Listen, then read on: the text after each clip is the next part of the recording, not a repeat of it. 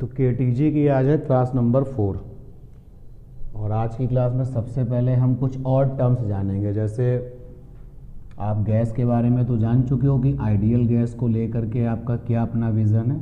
ये कंटेनर है और इसके अंदर ये आइडियल गैस है। आइडियल गैस की जब आपने बात की थी तो कुछ पॉइंट एज्यूम किए थे कि जो गैस इन पॉइंट्स को फॉलो करती होगी उसको क्या कहेंगे, आइडियल गैस। उसमें से एक पॉइंट आपका ये था कि इस गैस का जो एक्सपेंशन है वो कैसा है, डेफिनिट है या इनडेफिनिट है? इनडेफिनिट है। लेकिन जब ये स्पेस ऑक्यूपाई करेगी तो यूनिफॉर्मली ऑक्यूपाई करेगी। एक बड़ा ही इम्पोर्टेंट पॉइंट था कि आइडियल गैस एक्सपेंशन जो होता है, आइडियल गैस का एक्सपेंशन इनडेफिनिट है। अगर आपने कुछ गैस ली है और एक छोटे से कंटेनर में ली है तो वो गैस आपकी उस छोटे से कंटेनर में आ जाएगी। अगर आपने कंटेनर का साइज बड़ा कर दिया तो गैस भी एक्सपेंशन होकर के उसी के बराबर पहुंच जाएगी। तो इसका जो एक्सपेंशन होता है वो इनडेफिनिट होता है लेकिन यूनिफॉर्म होता है। इसका क्या मतलब है? इसका मतलब यार ये हो गया, इस लाइन का मतलब मैं बता रहा हूं। इसका मतलब ये हो गया कि ऑल द गैस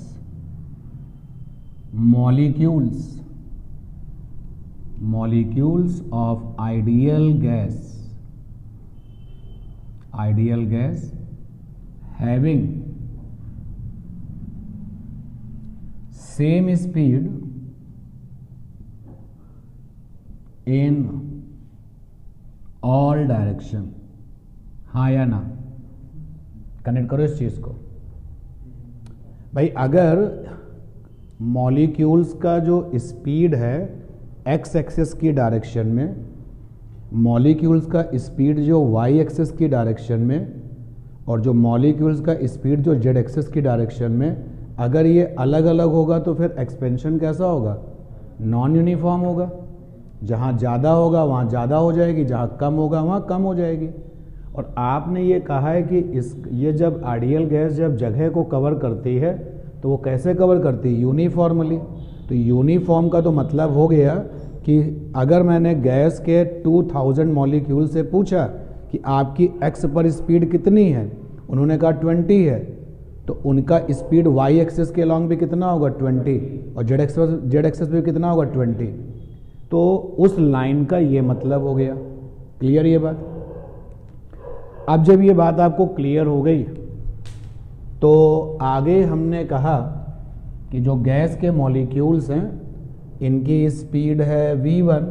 मान लेते हैं कि v1 v2 v3 dot dot dot, ये स्पीड है ऑफ गैस मॉलिक्यूल्स। तो टोटल कितने मॉलिक्यूल्स हैं, कैपिटल एन। कैपिटल एन होता है टोटल मॉलिक्यूल्स। ठीक, तो एक टर्म होता है उसका नाम है एवरेज स्पीड। एवरेज स्पीड और हम इसको लिखने वाले हैं v बार से। अगर तुम इसको ऐसे लिख दो तो भी इसको क्या पढ़ा जाएगा, एवरेज स्पीड। ये क्या होती है, सारी इंडिविजुअल स्पीड का सम अपॉन में टोटल नंबर ऑफ मॉलिक्यूल्स। तो इसकी डेफिनेशन हो जाएगी सम ऑफ ऑल स्पीड्स की बात हो रही है, वेलोसिटी की बात नहीं हो रही है, इस बात पे ध्यान देना, upon total molecules, total number of molecules. तो ये आ जाएगा v1 plus v2 and so on upon में कैपिटल एन। तो लिख सकते हो ना sigma v upon capital N, लिख सकते हो। तो नोट हेडिंग डाल करके ज़रा सा ये कुछ पॉइंट्स लिखिए, स्टार वाले केवल, सब नहीं स्टार वाले, एक स्टार ये, एक स्टार ये वाला स्टार वहाँ से निकल के आया। तो एवरेज स्पीड कैसे निकाली जाती है? सारे मॉलिक्यूल्स की स्पीड को आप ऐड कर दें और टोटल नंबर ऑफ मॉलिक्यूल से क्या कर दें, डिवाइड कर दें। ये आ गया V bar is equal to sigma V by n। ये आया एवरेज स्पीड का कैलकुलेशन करने का वे।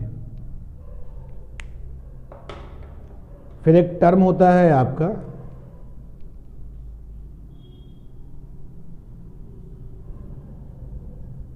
Mean square speed. Mean square speed, इसको लिखा ऐसे जाएगा V बार स्क्वायर, और आप इसको ऐसे भी लिख सकते हो V बार स्क्वायर, लेकिन हम लोग फ्रिक्वेंटली ये वाला सिंबल यूज किया करेंगे। ये क्या होती है भाई, ये कैसे निकलती है? तो इसके नाम का उल्टा करिए, पहले स्पीड का क्या करिए, स्क्वायर, और बाद में मीन कर दीजिए, यानी कि V बार स्क्वायर हो जाएगा। मॉलिक्यूल की स्पीड कितनी है, V1, उसका स्क्वायर किया, फिर V2 उसका स्क्वायर किया, फिर V3 उसका स्क्वायर किया, और फिर सबका क्या लिया, मीन लिया, अपॉन में कैपिटल M। तो यहां से आ गया V bar square is equal to sigma V square by capital M। ये आपका आ गया मीन स्क्वायर स्पीड, ठीक है। और आगे मूव करते हैं। फिर एक टर्म होता है root mean square speed. Root mean square speed, root mean square speed, इसको हम लोग लिखते हैं VRMS, R for root, M for mean, S for square.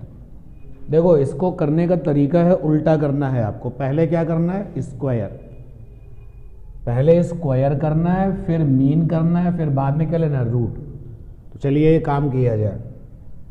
पहले स्पीड का स्क्वायर किया, जितनी भी स्पीड है सबका स्क्वायर किया, डॉट डॉट डॉट।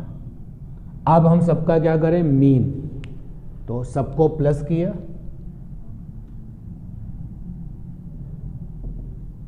और अपॉन में टोटल नंबर ऑफ मॉलिक्यूल से डिवाइड किया, ठीक है ना। तो पहले स्क्वायर किया, फिर मीन किया, अब क्या ले ले, रूट। तो अब इस पूरे पर अंडर रूट लगा दिया। तो ये जो काम आपने किया, इससे जो वैल्यू आपको मिली, इस स्पीड को क्या कहते हैं, RMS, ठीक है। तो ध्यान देना, VRMS is equal to under root sigma V square by n, ठीक है। और sigma V square by n क्या है, V बार स्क्वायर। तो यहां से आ गया, या चलिए अगली लाइन पे लिखते हैं, VRMS is equal to under root V bar square, दो तरफ का स्क्वायर कर लिया जाए, स्क्वायरिंग। अब इसका स्क्वायर रूट लेके बाहर मत कर देना, क्योंकि मीन स्क्वायर स्पीड का ये क्या है, सिंबल है। V बार स्क्वायर क्या है, सिंबल है। ये ना सोचना कि पावर 2 लगी है तो बाहर कर देना, दो तरफ का स्क्वायर किया, ये आ गया V स्क्वायर RMS, और ये क्या आ गया, V बार स्क्वायर। तो आपने अभी अभी सीखा, लेफ्ट हैंड में क्या लिखा हुआ है, ये क्या लिखा हुआ है, RMS स्पीड का स्क्वायर। तो यानी ये है square of RMS speed, square of RMS speed. और ये क्या लिखा हुआ है, V बार स्क्वायर, इसका नाम है मीन स्क्वायर स्पीड। भाई V बार स्क्वायर का नाम क्या है, मीन स्क्वायर स्पीड। तो ये हो गया मीन स्क्वायर स्पीड, ठीक है ना। ये हटा दें, जो पुरानी बातें इधर हटा दें। तो ये सारे के सारे टर्म पहले आज आप ट्यून्ड हो जाइए, कौन से टर्म का क्या मतलब है, ठीक। और आगे मूव करते हैं। ध्यान दें इधर, स्टॉप राइटिंग अभी कुछ नहीं करेंगे आगे। हमने कहा कि मेरे पास में एक गैस का मॉलिक्यूल्स है और उसकी हम वेलोसिटी लिखना चाहते हैं। तो भाई जो बर्तन में आइडियल गैस बंद है या जो भी गैस बर्तन में बंद है आइडियल ना भी हो, तो क्या लगता है कि वो जो मॉलिक्यूल होगा गैस का वो एक्स एक्सिस पर जाएगा क्या? अरे उसका जहां मन होगा वहां जाएगा। तो अगर हम सोचना शुरू करें कि वो जहां मन होगा वहां जाएगा, तो यानी कि उसके पास जो उस गैस का जो मॉलिक्यूल है उसके पास जो वेलोसिटी है, उस वेलोसिटी के 3 कंपोनेंट ले सकते हैं हम, एक्स वाला, वाई वाला और जेड वाला। तो हमने यहाँ पर लिखा कि फॉर गैस मॉलिक्यूल, आप ध्यान देना कहाँ पर लिखा जा रहा है मॉलिक्यूल और कहाँ पर लिखा जा रहा है मॉलिक्यूल्स, इस पर ध्यान देना। For gas molecules let velocity is v1। अब स्पीड नहीं लिखा मैंने, अब हमने वेलोसिटी लिखा है v1। अभी इसके पहले मैंने स्पीड लिखा था v1, तो स्पीड इज ए वैल्यू और वेलोसिटी यहाँ पर क्या हो गया, वेक्टर। तो हम यहाँ पर लिख सकते हैं v1 is equal to V X I cap, V Y J cap और वी जेड के कैप। दोनों का भाई ये आपको क्लियर हुआ ना ये चीज। अब अगर वो मॉलिक्यूल कहता है कि हम जेड पे नहीं जा रहे थे, तो वी जेड क्या हो जाएगा 0, बट हमने अपने तरफ से ऑल पॉसिबिलिटी वहां रख दी। अगर हम इसका वैल्यू निकालें मॉडुलस, तो वेलोसिटी का ही मॉडुलस क्या बन जाता है, स्पीड। तो अगर हम यहाँ पे स्पीड निकालें तो स्पीड हो जाएगी v1, जिसका मतलब होगा मॉड ऑफ v1, और ये मॉड ऑफ v1 क्या आएगा, V x square V Y square और वी जेड स्क्वायर। ठीक है, दोनों तरफ का स्क्वायर कर दिया मैंने, तो यहां पर आया v1 square is equal to V x square plus का वी वाई स्क्वायर प्लस का वी जेड स्क्वायर। समझते रहना, ये हमने एक मॉलिक्यूल के लिए लिखा है, तो दूसरे मॉलिक्यूल के लिए भी होगा, तीसरे मॉलिक्यूल के लिए भी लिखना पड़ेगा, और चौथे ऐसे एंड सो ऑन। तो अगर हम बात को समझें, हम इसी पॉइंट पर जाने वाले हैं v1 square v2 square v3 square पर। तो v1 स्क्वायर ये हो गया, उसके बाद में जब हम इसको करेंगे तो सिग्मा आ गया, सिग्मा वी स्क्वायर। तो अगर हम यहां पर सिग्मा लगा दें, ध्यान देना, सिग्मा v1 स्क्वायर, इधर आ गया सिग्मा वी एक्स स्क्वायर, इधर आ गया सिग्मा वी वाई स्क्वायर, इधर आ गया सिग्मा वी जेड स्क्वायर। इस लेफ्ट हैंड को क्या पढ़ोगे, summation of square of speed, यही तो पढ़ोगे ना। ये क्या चीज है, सिग्मा वी स्क्वायर क्या है, summation of square of speed, यही तो है ये भाई। सिग्मा वी स्क्वायर का नाम क्या है, summation of square, summation of square of speed, यही तो पढ़ा जाएगा। तो जिसको मैंने सिग्मा v1 स्क्वायर करके लिखा है, इसको हम लिख सकते हैं सिग्मा v स्क्वायर, और ये आ गया सिग्मा वी एक्स स्क्वायर, और ये आ गया सिग्मा वी वाई स्क्वायर, और ये आ गया सिग्मा वी जेड स्क्वायर। इसको क्या पढ़ेंगे, सारे मॉलिक्यूल्स की जो x वाली स्पीड है, x एक्सिस की जो डायरेक्शन में स्पीड है, उनकी सारी की सारी स्पीड के स्क्वायर का क्या है, समेशन। सिमिलरली ये क्या है, y एक्सिस के लिए, और ये क्या है। अब आइडियल गैस के हिसाब से, फॉर आइडियल गैस, जो आइडियल गैस की बातें आपने जो बताई हैं, आइडियल गैस के हिसाब से sigma we x square must be is equal to sigma we Y square and must be is equal to sigma V Z square, नहीं तो यूनिफॉर्म वाली बात फिट नहीं बैठेगी। क्लियर। तो अगर हम ये चीज यहां अप्लाई कर दें तो देखिए क्या रिजल्ट आएगा। इसको हमने लिखा इक्वेशन 1। तो फ्रॉम इक्वेशन 1, तो इक्वेशन 1 से मुझे मिलेगा सिग्मा वी स्क्वायर बराबर 3 सिग्मा वी एक्स स्क्वायर। भाई इस जगह पर भी सिग्मा का वी एक्स स्क्वायर और इधर भी सिग्मा, और यहां से मिल जाएगा सिग्मा वी स्क्वायर बराबर 3 सिग्मा वी वाई स्क्वायर, और सिग्मा वी स्क्वायर बराबर कितना मिल जाएगा, 3 sigma V Z square. Clear इतनी बात। पक्का? आइए यहां तक।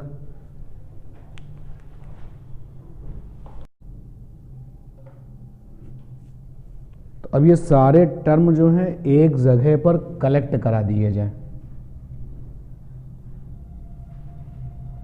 जैसे सबसे पहले हमें क्या डिस्कशन से रिजल्ट आया था? सबसे पहले हमने लिखा था एवरेज स्पीड, यही तो था, देख लो। और इसको आपने लिखा था v बार, और ये था सिग्मा v बाई एन, ये आया था। इसके बाद फिर हमको मिला था mean square mean, square mean बोलो या मीन स्क्वायर बोलो, स्क्वायर मीन स्पीड, इसको हमने लिखा था v बार स्क्वायर, और ये था sigma v square by N. ठीक है। और यहां पर एक चीज और हमको मिली थी एडिशनल, कि v square R M S is equal to कितना है? v bar square. यहां से एक चीज और मिल रही है, ये तो हम यहां से पिक कर रहे हैं, यहां से ये भी मिल रहा है कि sigma v square is equal to है एन वी बार स्क्वायर। ठीक है, क्रॉस मल्टीप्लाई कर दिया, इन दोनों को क्रॉस मल्टीप्लाई कर दिया। गलती क्या नहीं करनी है, v बार स्क्वायर एक रिप्रेजेंटेशन है, इसका स्क्वायर रूट ना ले लेना कि v बार स्क्वायर का स्क्वायर रूट लिया तो v बार हो गया, ये गलत हो जाएगा। ठीक है ना। इसके बाद हम लोगों ने देखा RMS speed, RMS speed v RMS, जो कि निकल के आई है under root v bar square is equal to under root sigma v square by N. ठीक है ना, देख लो, चेक कर लो, सब लिखा हुआ है, क्लियर था ना। और हमको एक जो टर्म मिला है वो ये है, सिग्मा v स्क्वायर बराबर आया है 3 sigma we x square, 3 sigma we Y square और 3 सिग्मा वी जेड स्क्वायर। देखो कोई चीज छूट गई हो तो बता देना। अभी तक के डिस्कशंस में हमने ये सब चीजें अरेंज कर ली हैं, हटाएं इसको यहां से। तो अब हम ये पता लगाते हैं कि जो आइडियल गैस है, जिसके बारे में आपने कहा कि इसके जो मॉलिक्यूल्स होते हैं बहुत बहुत बहुत छोटे होते हैं, और ये मॉलिक्यूल्स आपस में कभी कोलिजन नहीं करते, लेकिन वहाँ पर आपको ये भी बताया गया था कि ओकेजनली ये कोलिजन कर सकते हैं। तो वो बड़ा ही वीआईपी केस होगा ओकेजनली वाला, तो जब सिचुएशन आएगी तब आपको उस वीआईपी केस को बताया जाएगा। तो जनरली हम लोग ये कहते हैं कि आइडियल गैस के मॉलिक्यूल्स आपस में नहीं टकराते, ना ही आपस में कोई फोर्स लगाते हैं, ये कोलिजन करते हैं दीवार से, सराउंडिंग के साथ कोलिजन करते हैं। और जब कोलिजन करते हैं तो वो कोलिजन इलास्टिक होता है, और साथ ही साथ वो कोलिजन इलास्टिक के साथ साथ कैसा होता है? प्रेशर एक्सर्ट करता है। तो वो जो प्रेशर है ना, उस प्रेशर को कैलकुलेट करते हैं कि जब हमने आइडियल गैस को सराउंडिंग में बंद कर दिया, जब हमने आइडियल गैस को सराउंडिंग से बंद कर दिया, तो जो आइडियल गैस है वो सराउंडिंग पे क्या लगा रही होगी? Exert the pressure. तो आज हमें उस प्रेशर को कैलकुलेट करना है। तो इसका मतलब है कि हम कैलकुलेट करने वाले हैं calculation of pressure, P for pressure of ideal gas. अब ये जो रिजल्ट है थोड़ा मैथमेटिकल है, इसलिए फोकस पे आप रहेंगे। आप तभी लिखेंगे जब हम कहेंगे, तो मुश्किल नहीं आएगी। तो कैलकुलेशन शुरू किया जाए। हमने एक सराउंडिंग ले लिया, और सराउंडिंग हमने ऐसा लिया जिसके बारे में, जिसकी ज्योमेट्री के बारे में हमें सब कुछ पता हो। लाइक दिस, ये हमने लिया है बर्तन, कंटेनर।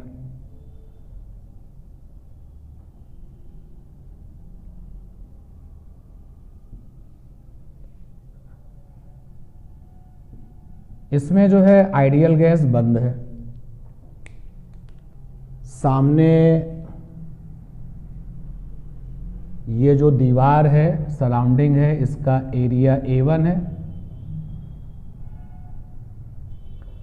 ऊपर भी है लेकिन हम काउंटिंग में जिसको लेके चल रहे हैं उसकी बात कर रहे हैं। और इसका जो एरिया है वो A2 है। आप समझ सकते हैं कि A1 और A2 आपस में क्या होंगे, बराबर ही होंगे। तो एरिया A2 भी A के बराबर है और एरिया A1 भी A के बराबर है। ये जो लेंथ है कंटेनर की दैट इज L, ये L है। तो इसके अंदर मिलियन बिलियन से कहीं ऊपर बहुत सारे मॉलिक्यूल्स हैं। तो हमने किसी एक मॉलिक्यूल्स के बारे में सोचा। तो for a molecule of gas velocity v1 is equal to vx I cap vy j cap और vz k कैप। तो किसी एक मॉलिक्यूल की जो वेलोसिटी है वो लिखी हुई है बोर्ड पर। मान लेते हैं ये जो मॉलिक्यूल है वो एक्स एक्सिस के अलोंग, हम पूरा डिस्कशन अपना सेट करते हैं क्योंकि हमारे जो एरिया है वो किधर है, अलोंग द एक्स एक्सिस। तो हम पहले एक्स एक्सिस पे जो सराउंडिंग है उस पर प्रेशर निकाल दें और रिजल्ट देख लें क्या है, और फिर उसी से कंपेयर करके वाई एक्सिस वाला और जेड एक्सिस वाला भी काउंट हो जाएगा। सबसे पहले हम अलोंग द एक्स एक्सिस सोच रहे हैं। अगर ये मॉलिक्यूल एक्स एक्सिस के अलोंग चलते चलते टकरा जाए, मान लेते हैं कि इस एरिया से टकराया, तो when molecule make collision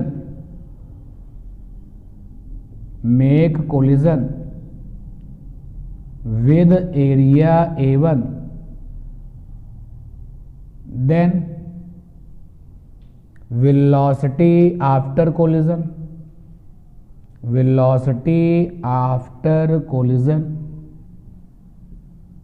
v1 dash वो हो जाएगी माइनस का vx I cap, vy j cap और vz k कैप। क्योंकि वो कोलिजन कैसा है, इलास्टिक है। और इलास्टिक में कोलिजन कैसा है, एक आपका रेस्ट में है और दूसरा वाला क्या है, टकरा रहा है।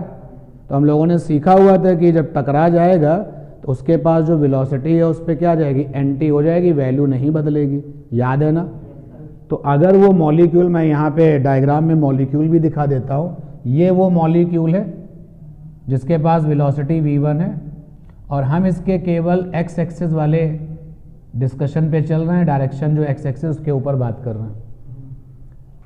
इस मॉलिक्यूल का मास कितना है, बोलो भाई, सिंबल में बोलो, मास कितना है, m। तो पूरी गैस का मास तुम ले चुके थे, उसी ट्यूनिंग में रहो।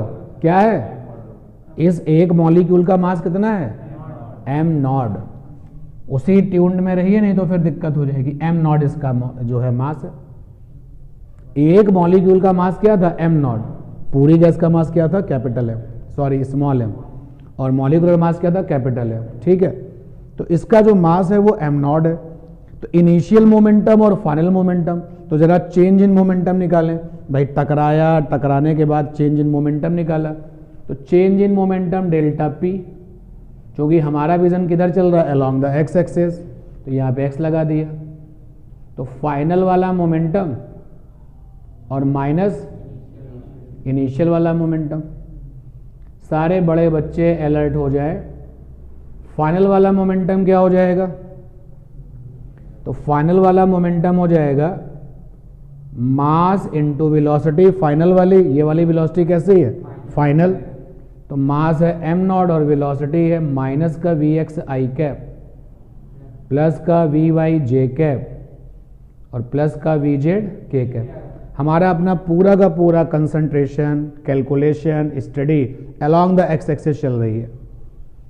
और इनिशियल वाला मोमेंटम आ जाएगा pi, तो मास और इनटू में velocity vx I cap, vy j cap और vz k कैप। तो जब इसमें से इसको आप माइनस करोगे तो देखो भाई वी वाई उड़ जाएगा, वी जेड उड़ जाएगा, क्या निकल के आएगा -2m0 vx आई क्या।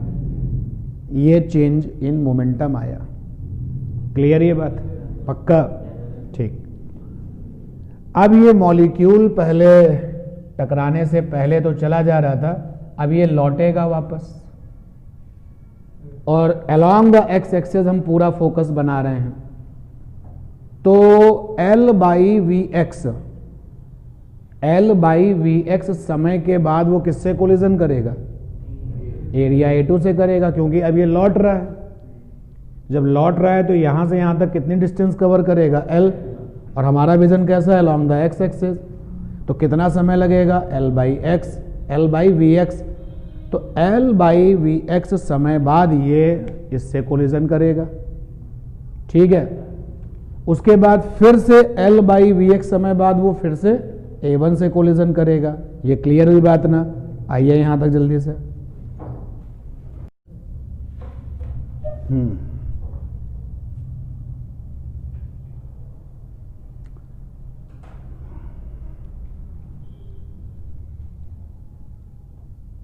अब हम यहां पर एक ऑब्जर्वर बिठा दे रहे हैं।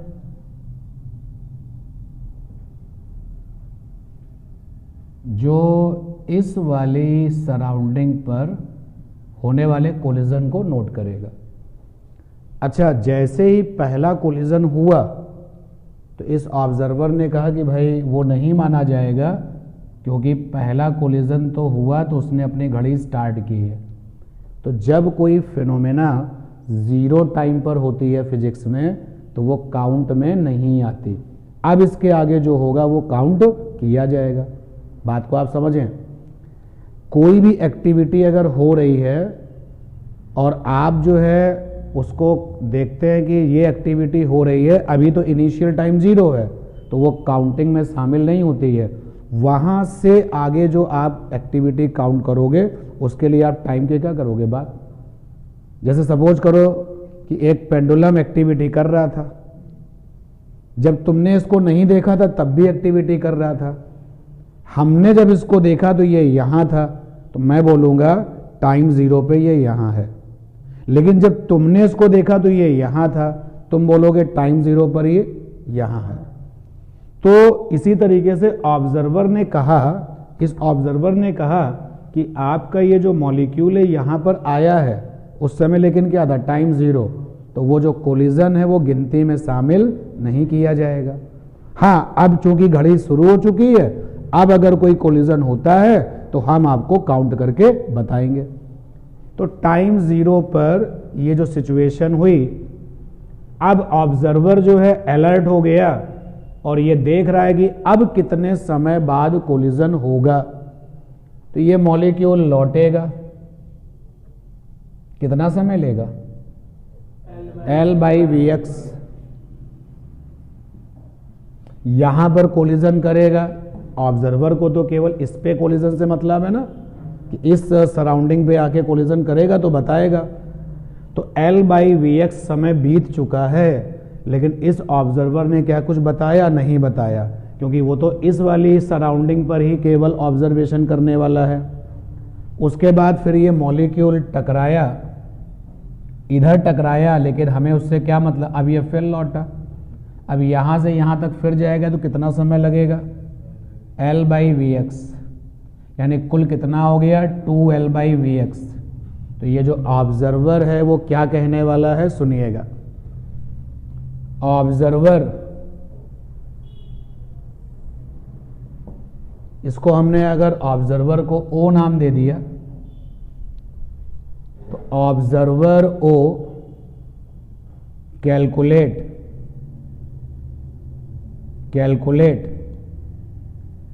After time 2L/Vx second collision take place. Accepted बोलो भाई, क्या ऑब्जर्वर की ये बात आप एक्सेप्ट कर रहे हैं? ठीक। तो जरा इस बात को यूनिटरी मेथड्स में कन्वर्ट किया जाए कि ऑब्जर्वर ओ ने जो बताया, वो जो बताया है उसको जरा देखें, समझें कि after 2L/Vx second there is one collision. अरे पहला कोलिजन तो वो घड़ी मिलाने में लगा चुका है, उसने कहा अभी अभी घड़ी मिलाई गई है, तो ये पहला कोलिजन तो केवल स्टार्ट माना जाएगा, मैंने घड़ी को स्टार्ट किया है। तो गिनती में कितने कोलिजन आएंगे? 2 नहीं 1। क्लियर ये बात? तो इतने सेकंड बाद एक कोलिजन हुआ है, तो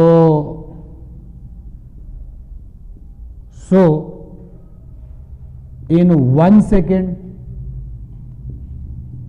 देयर इज 1/2L/Vx और आगे क्या? कोलिजन। यानी कि 1 सेकेंड में होने वाले कोलिजन ऑब्जर्वर बता रहा है तुमको। तो इसलिए कोलिजन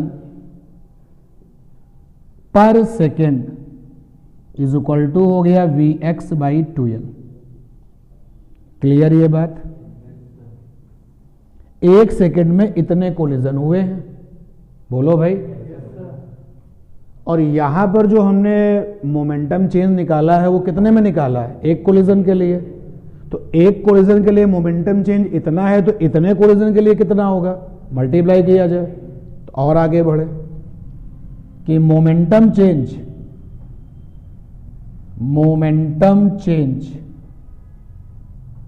फॉर 1 कोलिजन, इसको लेकर तो कोई डाउट नहीं है ना। ये कितने का मोमेंटम चेंज था? 1 कोलिजन का मोमेंटम चेंज था। तो momentum change for 1 collision is minus का 2m0 Vx आई कैप। अगर कोई इसको आई कैप हटा देता है, नेगेटिव हटा दिया है, तो उसने किस पे बात की है? वैल्यू पे बात की है। और अगर उसको लगा नहीं देता तो उसने वैल्यू और डायरेक्शन दोनों की बात की है। तो इतने कोलिजन पे कितना मोमेंटम चेंज होगा? इसलिए momentum change for Vx/2L collision ये आ जाएगा माइनस का 2m0 Vx आई कैप और साथ में आ जाएगा Vx/2L। ठीक है ना? तो देखिए ये जो तुमने अभी हम इसको जो है और ज्यादा सिंप्लीफाई करेंगे। ये जो तुमने निकाला है वो क्या निकाला है? Total momentum change. और ये जो टोटल मोमेंटम चेंज है वो क्या है? पर सेकेंड है, क्योंकि वहां के वो कोलिजन कितने हैं? पर सेकेंड। तो आपका ये टोटल मोमेंटम चेंज भी कितना आया? पर सेकेंड। पक्का? तो यहां पर आप लिख रहे हैं कि मोमेंटम चेंज पर सेकेंड, इस लाइन पर ध्यान दें, मोमेंटम चेंज पर सेकेंड पर ध्यान दें। ये टोटल कोलिजन 1 सेकेंड में है, इसलिए वो जो मोमेंटम चेंज आया है वो किसके लिए आया? 1 सेकेंड के लिए आया है। और ये आया है कितना? 2m0 V2 से 2 कट जाएगा, m0 Vx² अपॉन में L। मैंने वैल्यू ली है मैंने केवल क्या ले लिया? वैल्यू। और मोमेंटम चेंज पर सेकंड को क्या कहते हैं? फोर्स। मोमेंटम चेंज पर सेकंड को क्या कहते हैं? फोर्स। तो मोमेंटम चेंज पर second is called the force, यानी कि फोर्स इज इक्वल टू आ गया m0 Vx² L। ठीक है ना? अच्छा, ये सारा का सारा जो कैलकुलेशन हम कर रहे थे अलोंग द एक्स एक्सिस, तो ये जो फोर्स है वो किस पर है? Along the x axis. जरा कैलकुलेशन देखो और कैलकुलेशन देख करके जजमेंट करो। तो हम लोगों ने फोर्स निकाल लिया है अलोंग द एक्स एक्सिस जो कोलिजन से बन रहा है। अच्छा, ये जो हमने काम किया है वो किसका किया है? एक मॉलिक्यूल का ही तो किया है। तो बाकी के जो मॉलिक्यूल्स होंगे उनके पास भी तो एफ एक्स होगा। तो ज़रा ध्यान दें और मुझे बताएं कि हमने जो लिखा उसमें कहाँ गलती है। हमने लिखा एफ टोटल बराबर, एफ टोटल बराबर, तो हम लिखेंगे क्या, F X total I cap plus F Y total J cap plus F total और ये एफ जेड टोटल और ये के कैप, ऐसे लिखेंगे हम। तो F total is equal to कुल कितना फोर्स बना। एफ एक्स टोटल देखो कैसे लिखेंगे, यहां पे सिग्मा लगा दें भाई। एफ एक्स टोटल को तुम ऐसे भी तो लिख सकते हो sigma F x. Sigma F x क्या कहलाएगा, एफ एक्स टोटल कहलाएगा। इसको लिख सकते हो सिग्मा एफ वाई। जहां पर आपको लगे कि नहीं ये स्टेप मुझे फिर से पूछना बता देना। डन बोलो भाई, क्लियर। तो एफ एक्स ये निकला हुआ है तो सिग्मा एफ एक्स क्या हो जाएगा, तो F total sigma F x हो जाएगा एम नॉट बाई एल, तो वही रहने वाला है सबके लिए। तो यहां से एम नॉट बाई एल बाहर आ जाएगा और sigma we x square I cap plus इसके लिए देखो एम नॉट बाई एल और सिग्मा वी वाई स्क्वायर। ये अपॉन में एल लिखने की हिम्मत कहां से आई, क्योंकि हमने कंटेनर को कैसे समझा है, क्यूबिकल, ठीक है। और इधर आ जाएगा जे कैप, इधर ये आ जाएगा एम नॉट बाई एल और सिग्मा वी जेड स्क्वायर के कैप। मॉडुलस ले लिया जाए तो एफ टोटल का जरा मॉडुलस ले लिया जाए तो under root M naught by L का होल स्क्वायर और सिग्मा वी एक्स स्क्वायर का होल स्क्वायर, ठीक है। और प्लस का एम नॉट बाई एल का होल स्क्वायर और सिग्मा वी वाई स्क्वायर का होल स्क्वायर, ठीक है। देखते चलना, कहीं कोई दिक्कत हो तुरंत बताना भाई। ये बात पुरानी हो गई है। और प्लस का के कैप का साथी है एम नॉट बाई एल का होल स्क्वायर और sigma V Z square whole square, ठीक है। क्लियर इतना। अब देखिए आप एम नॉट बाई एल तो बाहर आ गया, अंडर रूट में क्या रह गया, sigma we x square whole square, अभी मैं चेक कर लूंगा, और ये sigma we Y square whole square और sigma V Z square whole square. तो देखते हैं जहां गलती हो गई है लिखने में। एक तो ये गलती है, स्क्वायर लगाना है मुझे, और यहां पर भी स्क्वायर लगाना है, ठीक है। हाँ देख लो भाई, सही है, ठीक।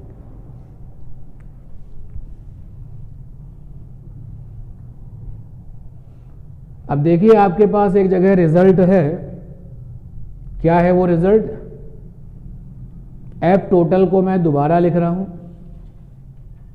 एम नॉट बाई एल को लिख रहा हूं अंडर रूट। देखिए आपके पास है सिग्मा वी स्क्वायर बराबर 3 सिग्मा वी एक्स स्क्वायर बराबर 3 सिग्मा वी वाई स्क्वायर बराबर 3 सिग्मा वी जेड स्क्वायर, ठीक है ना। ये है आपके पास, तो जरा अप्लाई कर दिया जाए। तो यहां पर है सिग्मा वी एक्स स्क्वायर, कितना आ जाएगा, सिग्मा वी स्क्वायर बाई 3 ऊपर होल स्क्वायर, ठीक है, plus sigma V square by 3 ऊपर whole square plus sigma V square by 3 ऊपर होल स्क्वायर, ठीक है ना। तो यहां से आप निकालोगे एफ टोटल, लॉजिक दे दिया ये, तो ये आया एफ टोटल, तो एफ टोटल आ गया M naught by L, okay, ठीक है, और सिग्मा वी स्क्वायर बाहर आ गया, कॉमन हो गया, अंदर क्या रह गया, 3 भी बाहर आ जाएगा, अंदर क्या रह जाएगा, अंदर रह जाएगा √3। पक्का देख लेना भाई, पक्का है ना, तो ये आ जाएगा √3। यहां तक कि कैलकुलेशन को आप देखो भी और नोट भी कर लो, केवल नोट नहीं करना है, देखना भी है, नोट भी करना है। हाँ, तो लीजिए ये हमने निकाल दिया है टोटल फोर्स। तो हम शुरू से अलोंग द एक्स एक्सिस अपना विजन लेके चल रहे थे, एक बार फिर से अलोंग द एक्स एक्सिस चलते हैं। ध्यान देना भाई, अलोंग द एक्स एक्सिस में ही चलते हैं, ध्यान देना, इधर क्या हटा रहे हैं उस पर गौर करना। अलोंग द एक्स एक्सिस में एफ टोटल,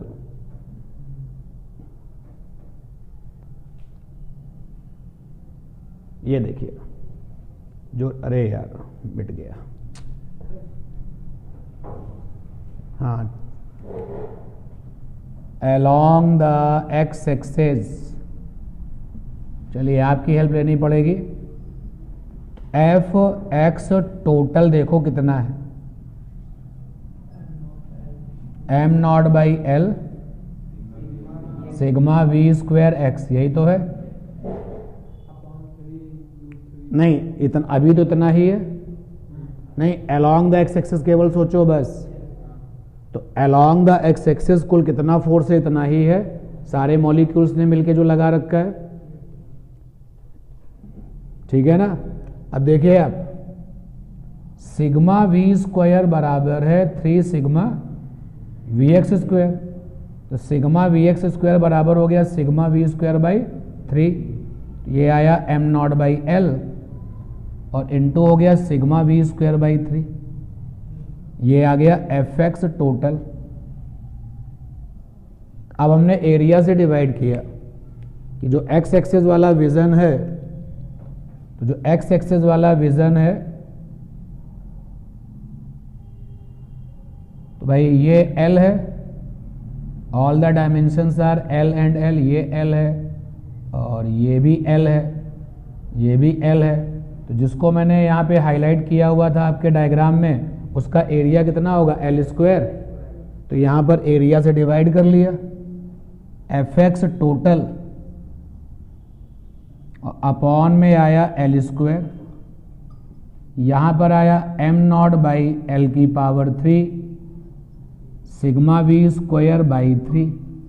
भाई L स्क्वायर से डिवाइड करेंगे तो एक L पहले से ही है, बोलो ये क्या बन गया, फोर्स अपॉन एरिया, तो ये क्या बन गया, प्रेशर।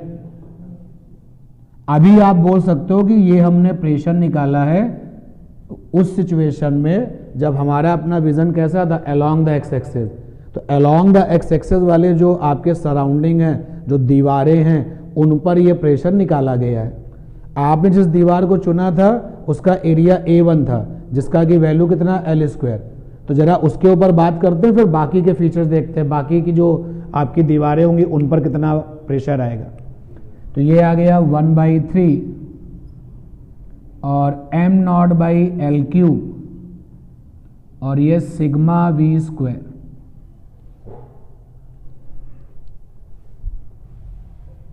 हमने कैपिटल N से रिजल्ट में डिवाइड भी किया और मल्टीप्लाई भी किया, तो P बराबर 1/3 m0 कैपिटल N अपॉन में L³ sigma V square by capital N। देखो कोई फर्क पड़ा क्या, कोई नहीं पड़ा ना फर्क, ठीक है।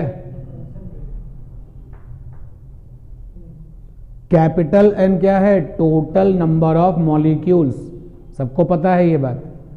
तो यहां पर आ गया P = 1/3, ये m0 क्या हो गया, मास ऑफ गैस, जिसको कि आपने अपने सिंबल में किससे लिखा है, स्मॉल m से।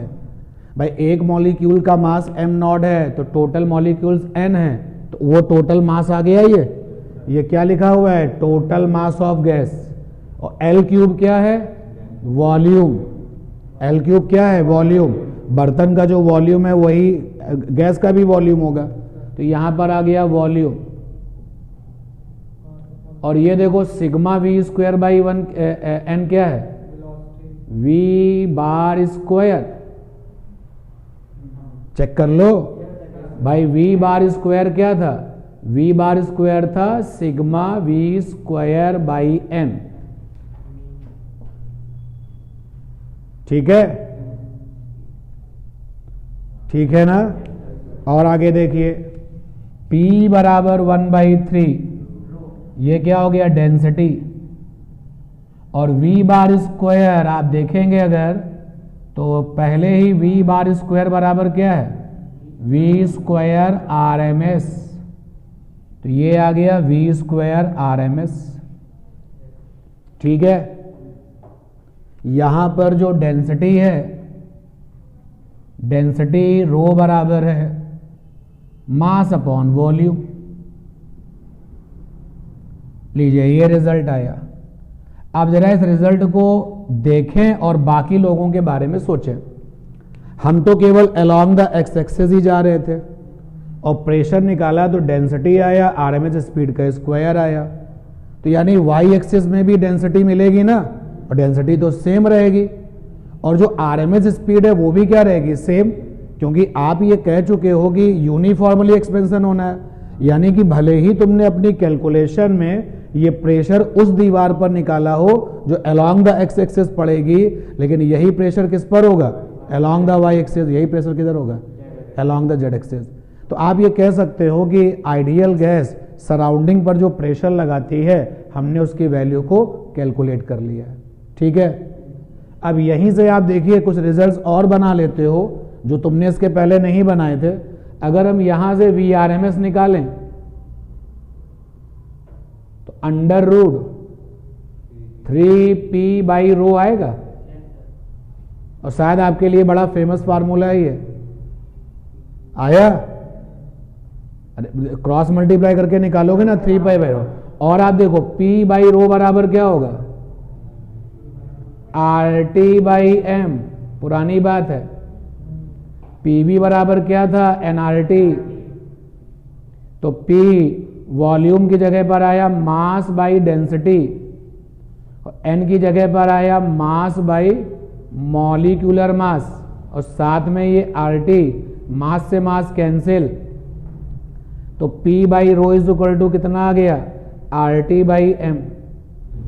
तो आप इसको लिख सकते हो under root 3 RT by M।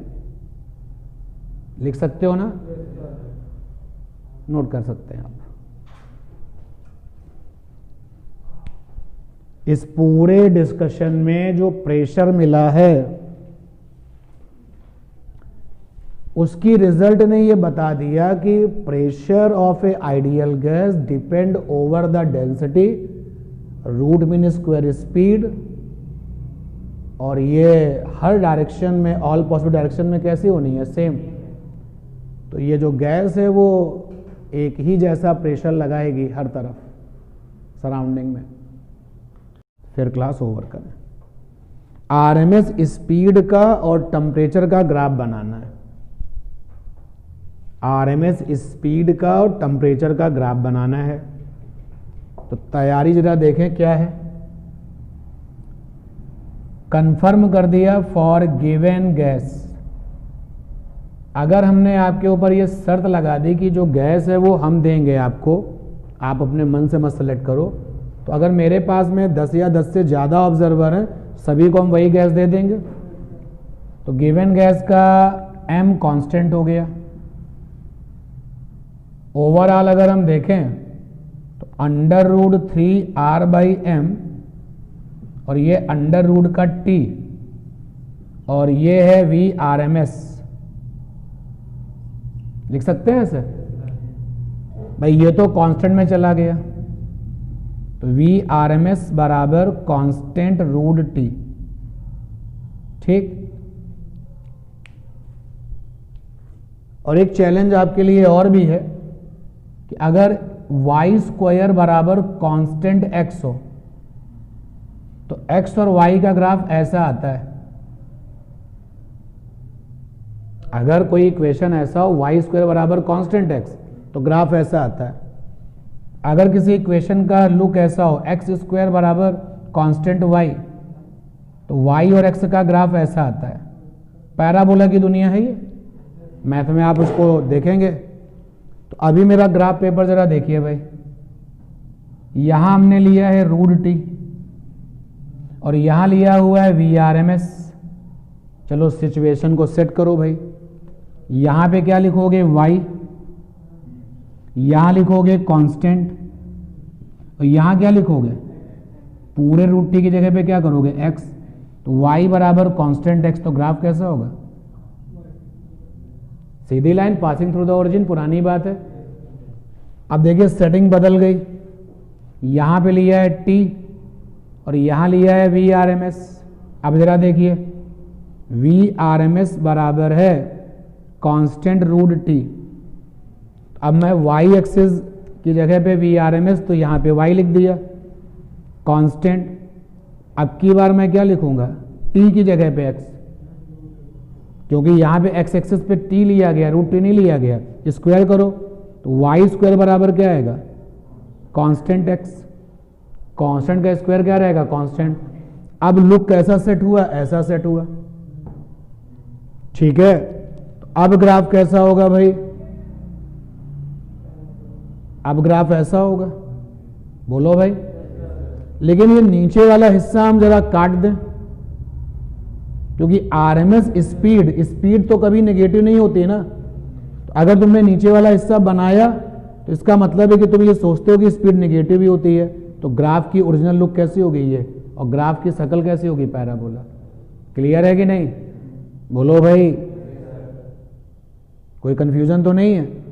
अब जरा इधर देखिए भाई, यहां पे स्पेस है, यहां लिया VRMS और यहां ले लिया t। तो फिर से ओरिजिनल फंडा लगाया। ओरिजिनल है कि VRMS बराबर है कांस्टेंट और साथ में √t है। तो यहां पर हमने लिखा क्या x is equal to constant, यहां पे क्या आ गया √y। तो x स्क्वायर बराबर क्या हो गया कांस्टेंट y। अब सेटिंग कैसे बन गई? ऐसे। तो अब हमारा ग्राफ इस तरीके से जाएगा। फिर से ये वाला हिस्सा क्या करेंगे? हटा देंगे, क्योंकि अगर इस हिस्से को लेते हो तो तुम ये सोचते हो कि RMS स्पीड कैसी होती है नेगेटिव। एक ही क्वेश्चन के इतने सारे ऑप्शंस हुए, इसलिए जल्दबाजी मत करना। आप ये देखना कि उसने हमसे क्या कहा है। इस वाले ग्राफ का नाम क्या है? RMS स्पीड वर्सेस टेम्परेचर नहीं, स्क्वायर रूट ऑफ टेम्परेचर। यानी इस वाले ग्राफ का नाम होगा RMS speed versus square root of temperature graph. ये ग्राफ का नाम है। यहां पर ग्राफ का नाम क्या है? RMS speed versus temperature graph. और यहां पर भी नाम क्या है? RMS speed versus temperature graph.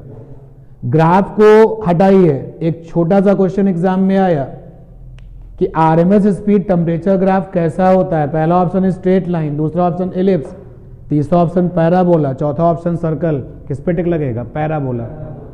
क्योंकि ये जो ग्राफ आप देख रहे हो ये कैसे हैं? पैराबोला। और इसी की तो नकल है वहां पर।